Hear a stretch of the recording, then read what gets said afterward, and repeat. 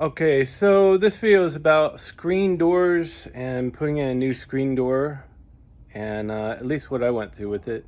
Okay, so first of all, you really need to measure your screen door before going to a store, because they say that these are all standard. That's what they'll say on there, like, oh, standard.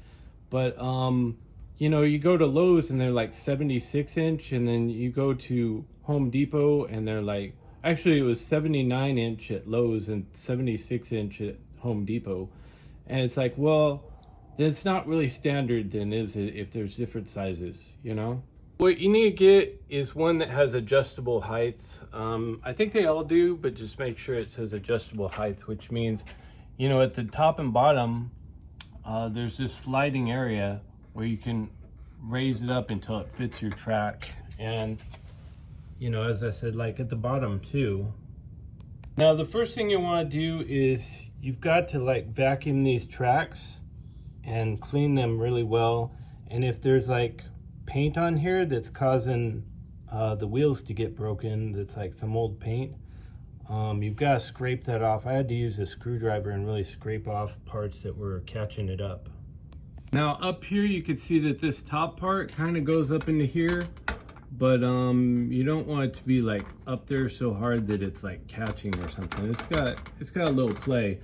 But what I had to do is I had to take some pliers and I had to bend out on top and bottom to make it bigger, because, you know, these really aren't like standardized like you would think, right? Like our old screen was a little thinner, this is a little thicker, so just go ahead and bend that out a little bit all the way along the track until it fits. And this part goes up into here a little bit, and then the wheels are up here touching is what you want.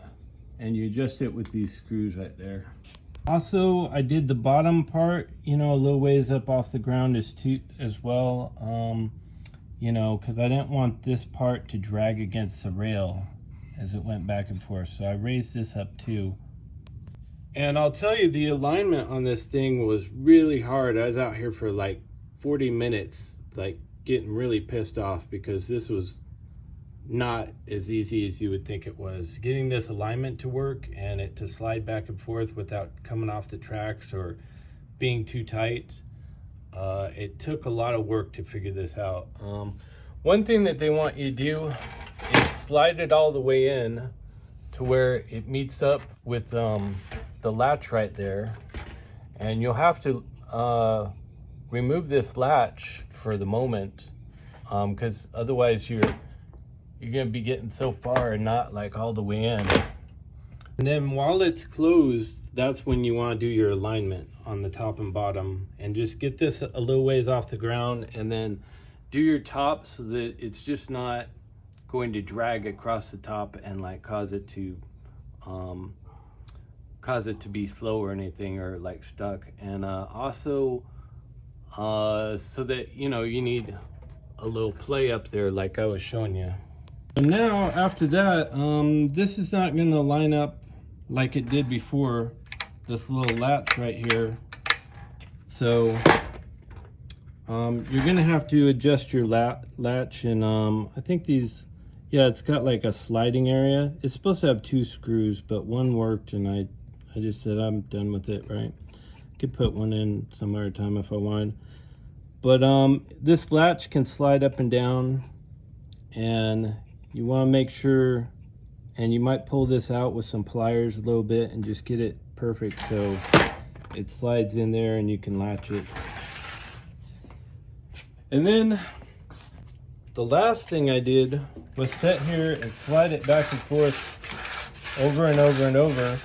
And I noticed like these little metal pieces started forming right here, and I kept having to like pull those out, and I kept, you know, it kept stopping the thing. So I kept doing it and doing it, and then I pulled this off of here again and shook it and then put it back on. And anyways, after I got rid of all those little metal pieces that were coming loose, I don't know where they were coming from, you know, and I sat here and like went back and forth like crazy. Now it's a little dirty, but went back and forth like crazy until it worked and it wasn't hanging up anywhere. And, you know, if I need to scrape along here, I did. I put a little WD-40 on these wheels and stuff. And finally it works, but you know, every once in a while you get these little rocks and things in here, like right there and there, and you just take a brush and like clean that out real quick. But it'll be a continuing thing where you always have to keep this clean.